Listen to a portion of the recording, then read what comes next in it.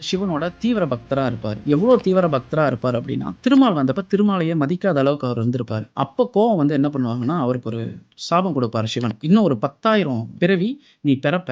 நீ இவர மதிக்காத ஒரே காரணத்துக்காக, நீ முழுமையா இனி ஒரு திருமால் பக்தனா தான் இருப்ப" அப்படின்னு சொல்லிருவாரு. இத கேட்கும்போது ஏன் அவர் சிவன தான பெருசா நெனச்சாரு. சிவனே ஏன் அதுக்கு வந்து ஒரு சாபம் குடுக்கணும்னு கேட்டா, இதுலயுமே நம்ம வாழ்க்கைக்கான ஒரு புரிதல் இருக்கு.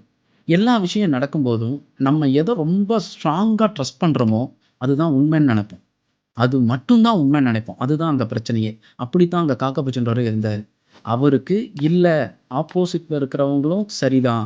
இதோட விளைவு கூட என்ன அப்படின்னா, அது சாபமே கிடையாது. இது உலக இயல்பு. நம்ம இன்னைக்கு ஒரு விஷயத்த முழுமையா உண்மைன்னு சொல்லுவோம். இதுதான் எத்திக்ஸ்ன்னு சொல்லுவோம். ஆனா, அதோட கால ஓட்ட சூழல்ல ஒரு ஸ்டேட்டுக்கு மேல பார்த்தோம்னா, எதெதெல்லாம் நம்ம ஒத்துக்காம இருந்தோமோ, அதையெல்லாம் ஒத்துக்கிட்டு அந்த நிலைக்கு நம்ம மாறிருவோம். ஸோ, இங்க நான் மட்டும் தான் சரி, நான் யோசிக்கிறது மட்டும் தான் சரியான விஷயம்ங்கிறதும் இங்க கிடையாது.